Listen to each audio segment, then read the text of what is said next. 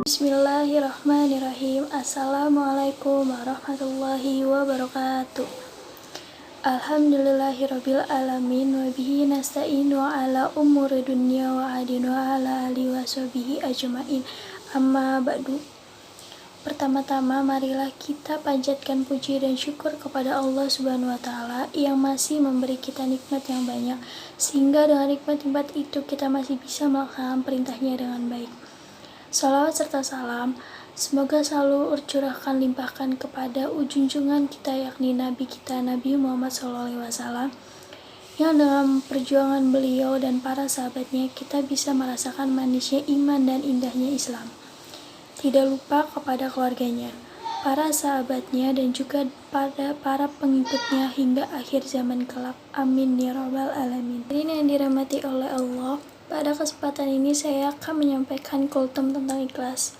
Mungkin semua orang itu tahu apa itu ikhlas. Sering orang mengartikan ikhlas dengan melakukan sesuatu karena Allah tanpa imbalan. Dalam agama kita, ikhlas adalah melakukan sesuatu karena Allah Subhanahu wa taala. Ikhlas sendiri mempunyai terdapat dalam praktek-praktek kehidupan kita sehari-hari.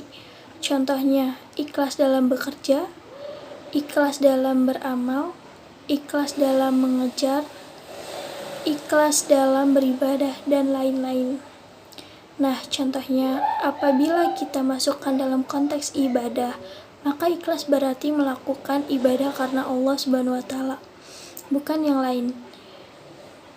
Bukan karena ingin dipuji, bukan karena ingin terlihat soleh, tapi benar-benar semata-mata hanya karena Allah. Allah berfirman dalam surat Al-Baqarah ayat 5 yang artinya, tidaklah mereka diperintahkan kecuali untuk mengikhlaskan agama untuknya. Ayat di atas menerangkan pada kita tentang berlaku ikhlas dalam beragama. Agama apabila tidak dilandasi dengan ikhlas dan kejujuran akan runyam dan seolah tak berbekas.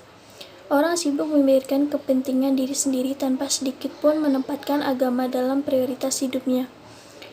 Ikhlas dalam beragama menjadi sangat penting untuk pupuk dalam diri, karena dengan ikhlas, semua urusan akan menjadi lebih terang dan mudah dijalankan.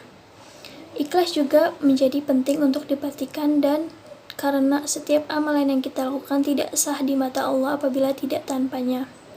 Dalam hadis yang diriwayatkan oleh Imam Muslim dalam kitab Sahih Muslim, diceritakan tentang suatu perkara yang akan terjadi nanti pada hari akhir di hadapan Allah. Nanti di hadapan Allah ada seorang hamba ditanya oleh Allah, "Apa yang telah kamu lakukan di dunia, wahai hambaku?" Ia menjawab, "Saya berjuang dan berperang demi Engkau ya Allah sehingga saya mati syahid." Allah berkata, "Dusta kamu. Sebenarnya kamu berperang bukan karenaku, melainkan agar disebut orang yang berani. Kini kamu telah menyandang gelar tersebut." Kemudian Allah memerintahkan agar dia dicampakkan dan dilempar ke neraka. Kutipan di atas adalah contoh orang yang beribadah dengan tidak ikhlas dan mengharap selainnya. Kisah ini menjadi tamparan keras bagi kita yang masih sering beribadah atau melakukan sesuatu bukan karenanya. Semoga kita termasuk orang-orang yang Allah lindungi dari hal-hal seperti itu. Amin. Hadirin dirahmati oleh Allah, dalam beramal, ikhlas menjadi ukuran sebesar apa pahala yang kita dapat. Semakin ikhlas seseorang dalam beramal, semakin besar juga balasan yang diterima.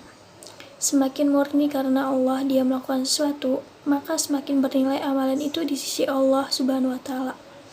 Setelah kita memahami isi dari berlaku ikhlas, maka marilah kita mulai menumpuk dan melatih diri kita untuk ikhlas dalam segala hal. Sehingga apa yang telah Rasulullah syaratkan dalam hadisnya tidak terjadi pada kita. Amin. Amin ya rabbal alamin. Mungkin sekian dari saya. Semoga apa yang telah saya sampaikan bisa bermanfaat bagi kita semua. Terima kasih atas perhatiannya. Mohon maaf bila ada kekurangan atau kesalahan. Wabillahi taufiq wal hidayah. Wassalamualaikum warahmatullahi wabarakatuh.